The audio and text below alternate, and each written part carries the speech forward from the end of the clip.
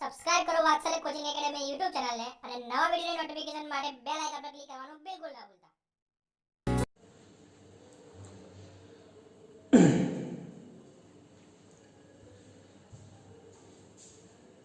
तो नमस्कार मित्रों, फरी एक बार हार्दिक स्वागत है वात्सल्य एकेडमी ऑनलाइन यूट्यूब चैनल पर। गई काले આપણે જે ટોપિક શરૂ કર્યો છે એ ટોપિક છે સબ્જેક્ટ વર્બ એગ્રીમેન્ટ, બરાબર। હવે આપણે એની અંદર કે વર્બ બે પ્રકારના હોય છે, ટ્રાન્ઝિટિવ વર્બ અને ઇનટ્રાન્ઝિટિવ વર્બ, એ આપણે ગઈ કાલે જોયું। બીજું કે વાક્યની અંદર કર્તા છે, આપણે એવું સમજતા કે કર્તા દ્વારા જ ભાઈ ક્રિયા થતી હોય, પણ એવું છે નહીં। દરેક સેન્ટેન્સની જરૂર નથી કે કર્તા જે ક્રિયા છે એ કર્તા દ્વારા થતી હોવી જોઈએ।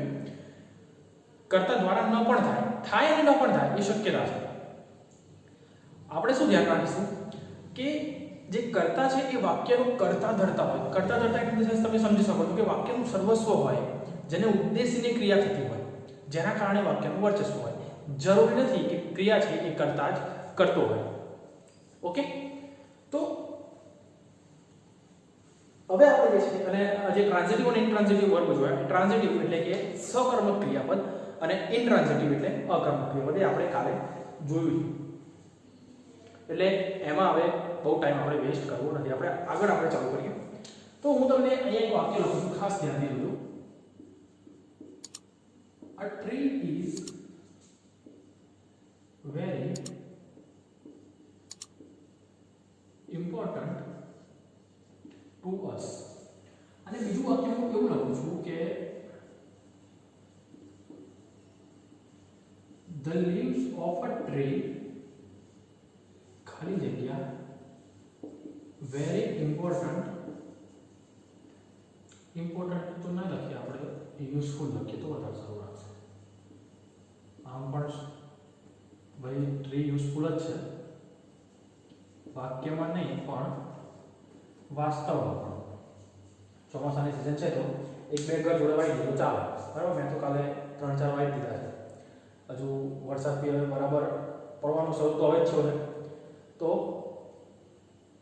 જતન પણ થઈ જાય એનું, અને મતલબ આપણે બહુ એનું ટેક કેર, મતલબ હમણાં ત્યાં સુધી થોડું મૂળ થાય ત્યારે બધું ઓટોમેટિકલી વરસાદ પડવાનો જ છે તો સારી રીતે એનું જતન પણ થઈ જાય। તમે પણ વાવી દેજો। વાત કરીએ આપણે સેન્ટેન્સની, તો સેન્ટેન્સ શું કહેવા માંગે છે કે પહેલામાં છે કે a tree is very useful two અસ છે, અને બીજું જે વાક્ય છે એ વાક્ય the leaves of a tree ખાલી જગ્યા વેરી યુઝફુલ ટુ અસ છે। તો અહીંયા મિત્રો શું આવશે? અહીંયા આવશે આર। કહેવાનું તાત્પર્ય એટલું જ છે કે આપણે કરતા શોધતા વાક્યમાંથી શીખીએ। તો અહીંયા છે એ આ ટ્રી કરતા છે, અને અહીંયા જે છે એ આ લીવ્સ કરતા છે, ના કે આ ટ્રી। ટ્રીના શું પાંદડા, ઓકે। તો અહીંયા કરતા શું છે? લીવ્સ કરતા। આવું હું બીજું વાક્ય એવું લખું કે ધ સ્ટુડન્ટ્સ આર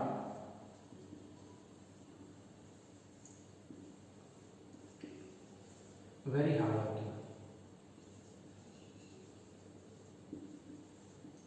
અને હું એવું લખું કે the class of students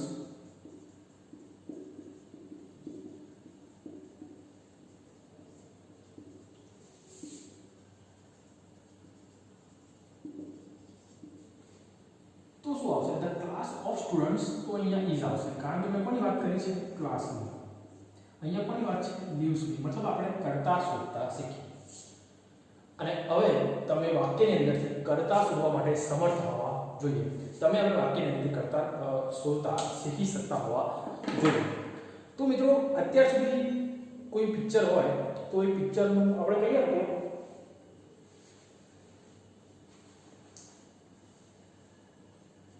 અત્યાર સુધી મિત્રો ખાલી પિક્ચરનું છે એ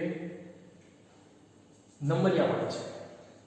અત્યાર સુધી જે છે એ પિક્ચરના નંબરિયા પડે છે કે ભાઈ શરૂઆતમાં હીરોનું નામ આવે, હિરોઈનનું નામ આવે, પછી વિલનનું નામ આવે, ડાયરેક્ટરનું નામ આવે। તો અત્યાર સુધી ખાલી જે છે એ નંબરિયા પડે છે। પિક્ચર શરૂ હવે થાય છે, અને પિક્ચર જોવાનું આપણે એ જોવા માટે આપણે આ વિડીયો જોઈએ છીએ, બરાબર। તો શરૂઆત કરીએ હવે પિક્ચર।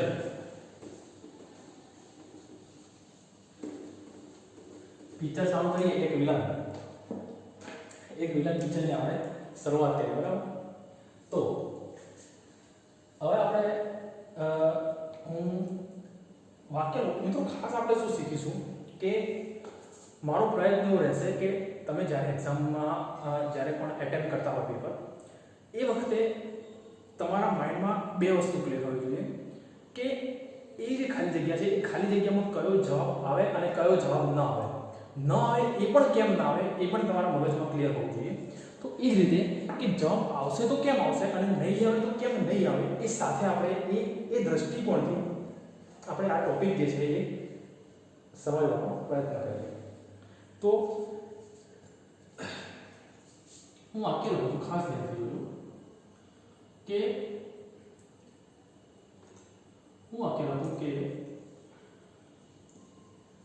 રોહન એન્ડ સોહન ખાલી જગ્યા રનિંગ ફાસ્ટ. વાક્ય હું બીજું લખું છું, Rohan as well as Sohan ખાલી જગ્યા રનિંગ ફાસ્ટ. ત્રીજું વાક્ય હું લખું છું કે Rohan along with Sohan running fast. અને ચોથું વાક્ય હું એવું લખું છે કે Rohan besides Sohan running fast. તમને લાગે છે બધું સરખું સરખું છે, બધું સરખું ને સરખું જ છે, પણ એવું છે નહીં. અને એ જ આપણે જે છે એ થોડુંક શીખવાનું છે કે કઈ રીતે સમાન દેખાતા વાક્યોમાં કઈ રીતે શું જુદા પણ કઈ રીતે જવાબ અલગ આવે. તો પાણી થોડું પી લઈએ, ગરમી બહુ ડેન્જર છે.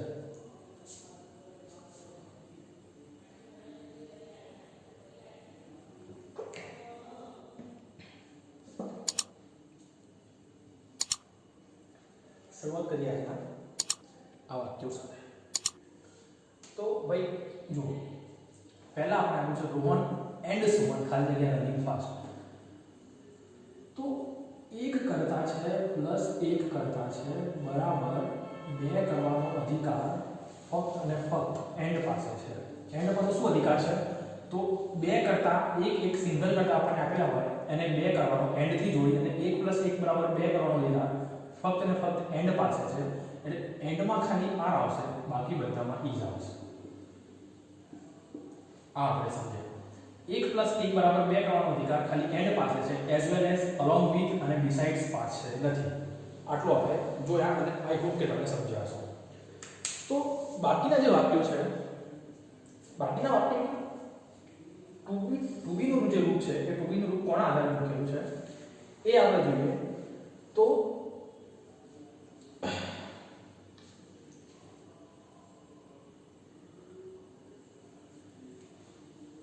અહીંયા આપણને Rohan as well as Sohan આપેલું છે.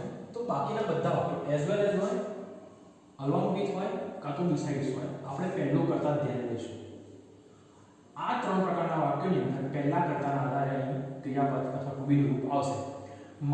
મારો કહેવાનો તાત્પર્ય એ છે કે બિસાઇડ્સ પછી, અલોંગ વિથ પછી, એઝ વેલ એઝ પછી માનો કે અહીંયા કરતા બહુવચન કોઈ આપેલું છે, એમ આપેલું હોય તમને માય ફ્રેન્ડ્સ, અહીંયા પણ માય ફ્રેન્ડ્સ અને અહીંયા પણ માય ફ્રેન્ડ્સ. કોઈ જ ફરક પડતો નથી મિત્રો. આપણને પાછળના કરતાથી કોઈ જ ફરક પડતો નથી. ક્યારે? તો મગજમાં ફિટ કરી લો કે along with, as well as, along with અને besides, as well as, along with અને બિસાઇડ્સ. આ ત્રણ જોડે આપણને પાછળના કરતાથી કોઈ ફરક પડતો નથી. આપણે કરતા કયું જોઈશું? તો ફક્ત અને ફક્ત આગળનો કરતા આપણે જોઈશું. હવે માનો કે અહીં આગળ તમને સોહન આપેલું છે, અહીંયા પણ સોહન આપેલું છે, અહીંયા પણ તમને સોહન આપેલું છે, અને માની લો કે અહીંયા માય ફ્રેન્ડ્સ આપેલું છે, અહીંયા પણ માય ફ્રેન્ડ્સ, અહીંયા પણ માય ફ્રેન્ડ્સ. તો મિત્રો અહીં આગળ જે છે એ ટુ બી નું રૂપ બદલાઈને શું થઈ જશે? આર. ઓકે, આઈ હોપ કે તમે આ એક કોન્સેપ્ટ સમજી ગયા છો કે 1 + 1 બરાબર 2 કરવાનો અધિકાર છે એ ફક્ત અને ફક્ત કોની પાસે છે? તો 1 + 1 બરાબર 2 કરવાનો અધિકાર ફક્ત અને ફક્ત એ એન્ડ પાસે છે, ના કે એઝ વેલ એઝ પાસે નથી, અલોંગ વિથ પાસે નથી કે બિસાઇડ્સ પાસે પણ નથી.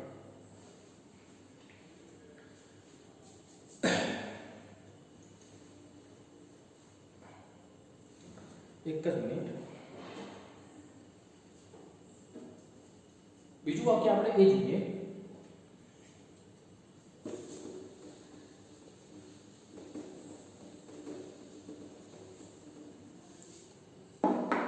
હું વાક્ય લખું છું કે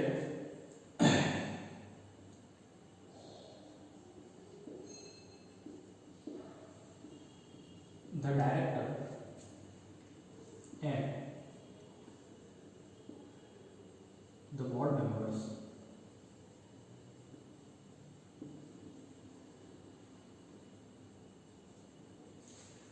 are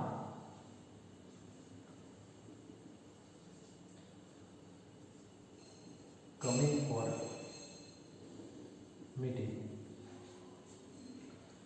The director and the board members are coming for meeting કે એ લોકો મીટિંગ માટે આવી રહ્યા છે. તો the director and board members તો કોઈ સવાલ નથી. ઓકે, પણ અહીંયા તમને એન્ડ ન આપેલું હોય અને અહીંયા તમને એઝ વેલ એઝ આપેલું હોય તો અહીંયા આર નહીં આવે. મેં શું કીધું? એઝ વેલ હોય તો આપણે એઝ વેલ એઝ હોય તો આપણે પહેલા કરતા પ્રમાણે અહીંયા આગળ શું મૂકીશું? ઇઝ મૂકીશું. શું મૂકીશું? ઇઝ મૂકીશું. એ જ રીતે હું તમને એમ કહું કે બીજું એક વાક્ય આપણે એવું લઈએ કે the prime minister along with cabinet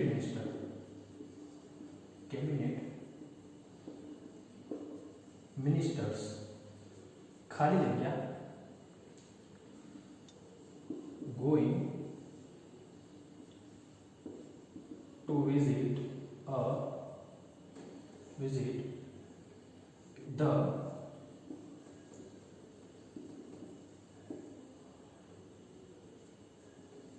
Statue of Unity.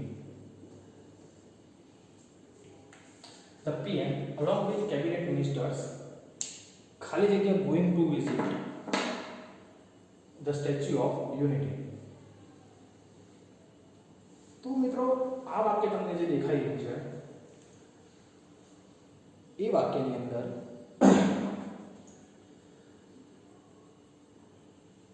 along with આપેલું છે માટે અહીંયા શું આવશે?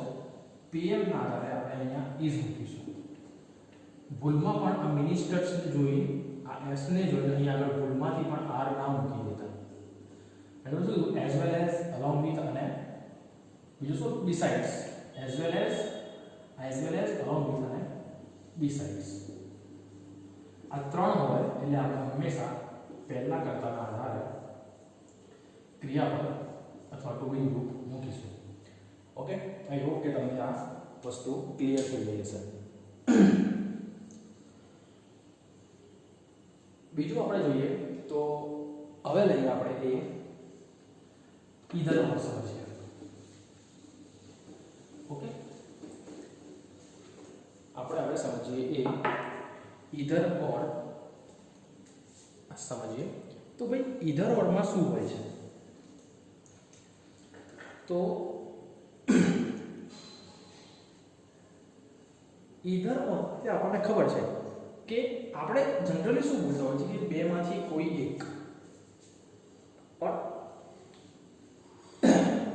બેમાંથી કોઈ એક એનો મતલબ છે ઈધર.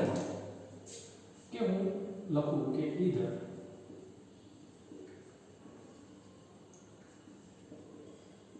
રીના और રોનક ખાલી જગ્યા સિંગિંગ a song. બીજી વાત કરું કે either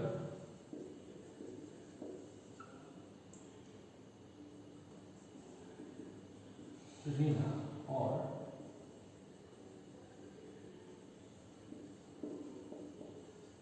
the boys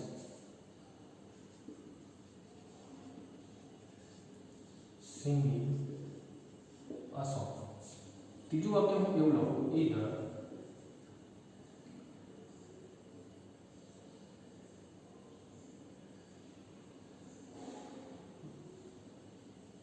the boys or Rina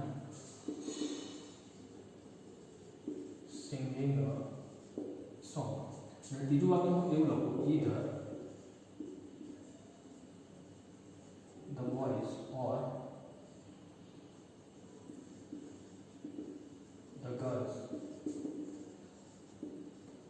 singing a song. હવે તમે અહીંયા જોઈ શકો છો કે મેં ચાર વાક્ય લખ્યા છે કે either Reena or Ronak singing a song. બીજું વાક્ય છે either Reena or the boys singing a song. ત્રીજું વાક્ય છે either the boys or Reena singing a song.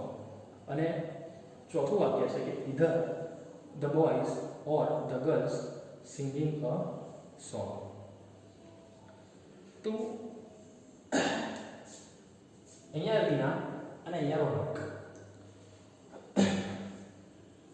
Okay, તો જ્યારે પણ વાક્યની અંદર ઈધર ઓર નો ઉપયોગ થયેલો હોય ત્યારે આપણે આ જે બ્લેન્ક આપણને આપેલી હશે,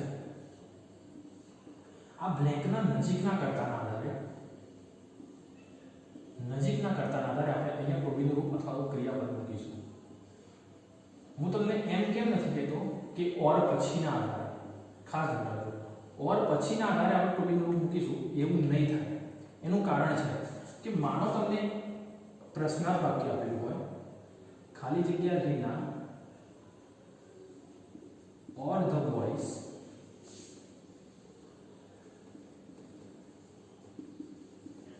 સિંગિંગ અ સોંગ.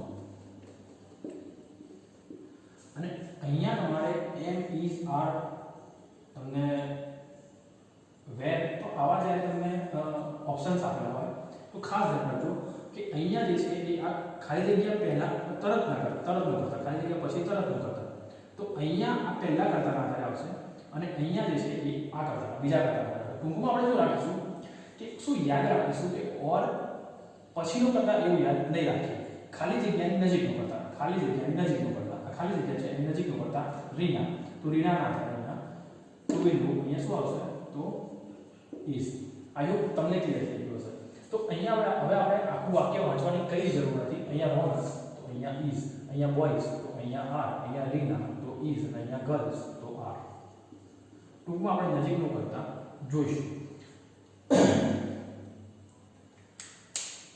અને આમ પણ તમે ગુજરાતી કરો કે કાં તો રીના કાં તો રોનક ગાઈ રહ્યો છે, બરાબર? કાં તો રીના કાં તો રોનક જે છે એ ગીત ગાઈ રહ્યો છે. બીજું વાક્ય તમે એમ કહો કે કાં તો રીના, ગુજરાતી એમ કહો કે રીના કાં તો છોકરાઓ ગાઈ રહી છે કે ગાઈ રહ્યા છે. રીના કાં તો છોકરાઓ ગાઈ રહી છે એવું બોલીએ આપણે ગુજરાતીમાં, કે રીના કાં તો છોકરાઓ ગાઈ રહ્યા છે એવું બોલીએ. તો આપણે છોકરાઓના આધારે રહ્યા છે એવું બોલીએ છીએ. પછી ગુજરાતીમાં આપણે કહીએ કે કાં તો છોકરાઓ કાં તો રીના ગાઈ રહી છે કે રહ્યા છે. તો કાં તો છોકરાઓ કાં તો રીના, કાં તો છોકરાઓ અથવા રીના ગાઈ રહી છે. ઓકે, તો એ જ રીતના છેલ્લું તો છે ને કાં તો છોકરાઓ કાં તો છોકરીઓ ગાઈ રહી છે. તો એ રીતે આપણે ગુજરાતીમાં પણ જે રીતે ફરક પડે છે કે કાં તો છોકરાઓ કાં તો રીના કાં તો છોકરાઓ ગાઈ રહ્યા છે, આપણે એવું ન બોલીએ કે કાં તો રીના કાં તો છોકરાઓ ગાઈ રહી છે. આપણે હંમેશા જે ક્રિયાપદ બોલીએ છીએ એ કાં તો છોકરાઓ કાં તો રીના તો બીજા કરતાના આધારે બોલીએ છીએ, મતલબ કે જે નજીકનો કરતા છે એના આધારે બોલીએ છીએ. સેમ તો ભાઈ ખાલી જગ્યાની. તો આઈ હોપ કે તમે આ જે કોન્સેપ્ટ છે એ સમજી ગયા છો કે વાક્ય ધારો કે વિધાન વાક્ય છે, તો વિધાન વાક્ય એટલે શું થશે? તો નજીક ખાલી જગ્યાએ નજીકના કરતાના આધારે, ખાલી જગ્યાએ નજીકના કરતાના આધારે અહીંયા આ ખાલી જગ્યા કરતાના આધારે એ જ રીતે નજીકના કરતાના આધારે આપણે ટુ બીનું રૂપ મૂકીએ છીએ. એ જ જગ્યાએ જ્યારે વાક્ય પ્રશ્નાર્થ હશે તો પ્રશ્નાર્થની અંદર આપણે અહીંયા જે છે તો ખાલી જગ્યા તમને અહીંયા આગળ આપી દેશે તો આપણે એના નજીકના કરતાના આધારે મૂકીએ છીએ. એટલે મેં તમને એવું નથી કહેતો કે આપણે ઓરની પછીના કરતાના આધારે મૂકીશું. જો એવું કહેતા હોય કે ઓરની પછીના કરતાના આધારે મૂકીશું તો એ વાક્ય ફક્ત અને ફક્ત એ વાત એ કથન ફક્ત અને ફક્ત જે વિધાન વાક્ય છે તો એના માટે જે સાચું રહેશે. પ્રશ્નાર્થ વાક્ય માટે આપણે બદલાઈ જશે. તો એના કરતાં આપણે એવું જ યાદ રાખીએ કે ભાઈ ખાલી જગ્યાની નજીકનો કરતા છે એની આધારે આપણે ટુ બીનું રૂપ મૂકીશું. હવે એ જ રીતે હું વાત કરું મિત્રો તો એ જ રીતે આપણે સેમ ટુ સેમ આપણે વાત કરી લઈએ તો નિધનની વાત કરીએ.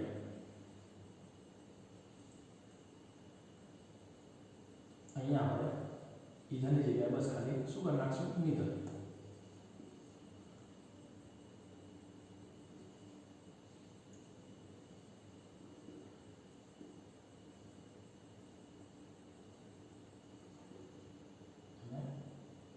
છે અને ઓરની જગ્યાએ શું કરી નાખશું નોર.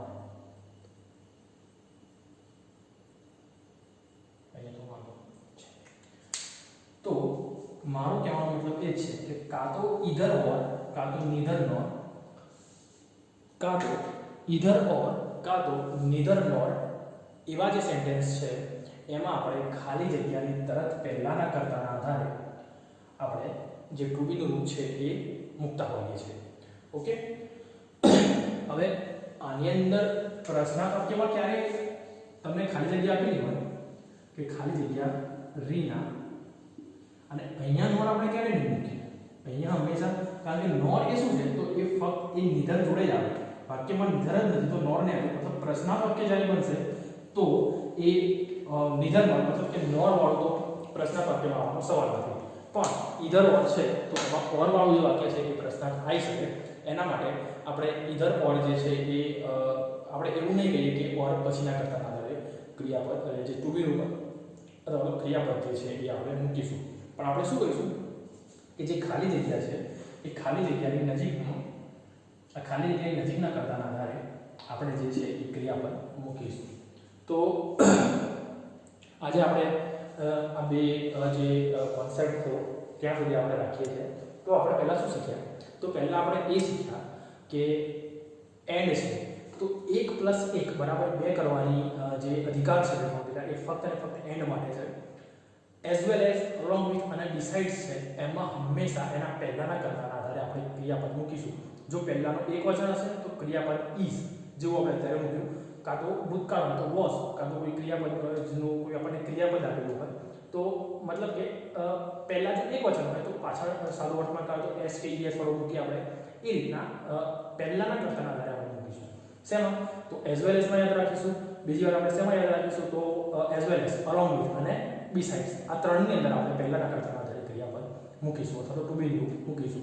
બીજી વાત આપણે એ કરી કે ઈધર ઓરની જગ્યાએ ઈધર ઓર જ્યારે વાક્યમાં આવ્યું હોય ત્યારે ખાલી જગ્યાની નજીકનો કરતા આપણે જોઈશું. ચાહે ખાલી જગ્યા વિધાન વાક્ય હોય કાં તો એ પ્રશ્નાર્થ વાક્ય હોય એ આપણે નહીં જોઈએ. પણ ખાલી જગ્યાની નજીકનો જે કરતા છે જે ખાલી જગ્યા તમને આપી છે એની નજીકનો જે કરતા છે એના આધારે આપણે આંખો બંધ કરીને ટુ બીનું રૂપ મૂકી દઈશું, ક્રિયાપદ મૂકી દઈશું. તો આજ માટે આટલું રાખીએ. આવતીકાલે આપણે બીજા આગળના જે નિયમ છે, જે રૂલ્સ છે, જે કોન્સેપ્ટને સાથે લઈને આપણે સમજવાનો પ્રયત્ન કરીશું. તો મળીએ કાલે એક નવા જ આના જે બીજા બાકી રહેલા જે રૂલ્સ છે એના જોડે.